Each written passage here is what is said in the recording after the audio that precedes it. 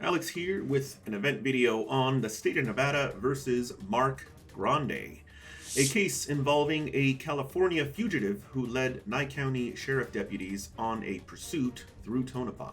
The Nye County Sheriff's Office says on June 13th, deputies conducted a traffic stop on a Chevy Malibu in the parking lot of the Bank Club. The driver and sole occupant, identified as Grande, had a full extradition warrant out of California for a sex offense. The Sheriff's Office says when officers asked Grande to exit the vehicle, he took off, leading deputies on a high-speed pursuit northbound on US 95. 20 minutes later, deputies caught up with Grande after he drove off the roadway, disabling his vehicle. Grande still refused to get out of the car, and deputies eventually had to break a window before he complied. Grande was placed under arrest and booked into the Nye County Detention Center, where he faces several charges, including disobeying the signal of a peace officer, felony reckless driving, obstructing, and fugitive from justice. Of particular interest in this case are efforts by both the state and defense to dismiss the charges. Deputy Public Defender Jason Ernest filed a motion to dismiss, arguing the law criminalizing Mr. Grande's flight was, quote, void for vagueness, unquote, specifically underlining the portion of the law upgrading the conduct to a felony based on the likelihood person or property would be endangered.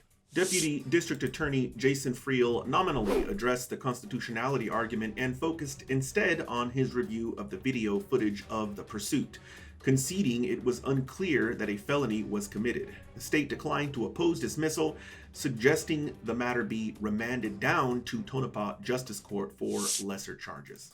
District Court Judge Kimberly Wonker, however, disagreed, rejecting a proposed plea agreement attempting to reduce the charges to a misdemeanor.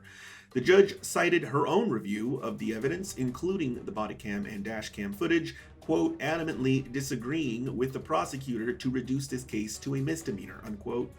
The judge also expressed concern over the prosecutor's failure to appear in court, as well as his inability to, quote, provide any explanation as to why the matter should be reduced, and seeming unfamiliarity with the incidents referenced by the court, unquote. Our request to provide comprehensive electronic coverage of the proceedings has been approved, including a December 7 hearing, which we have already recorded and will publish shortly.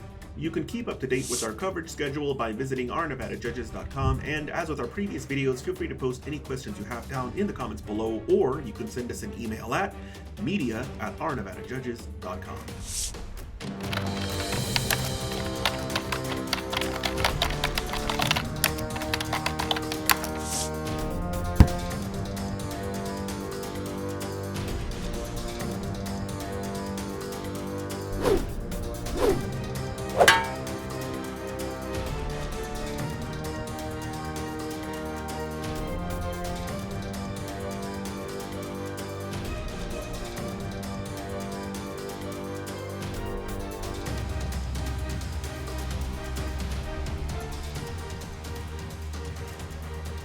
You guys either agree or I order.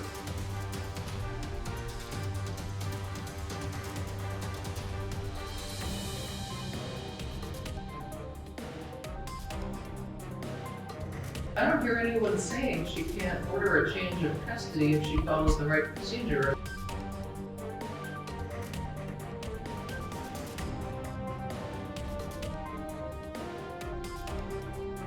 There must be an evaluation of the best interests.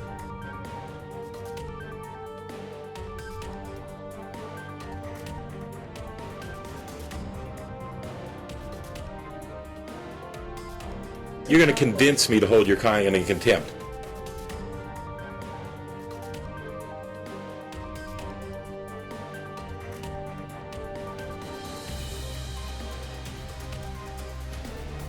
Raise your right hands, face the court clerk to be sworn.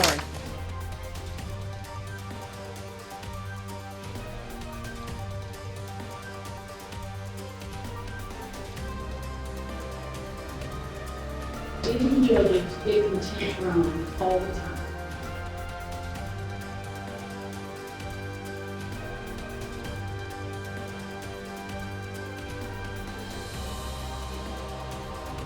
I find you in contempt. I am going to incarcerate you.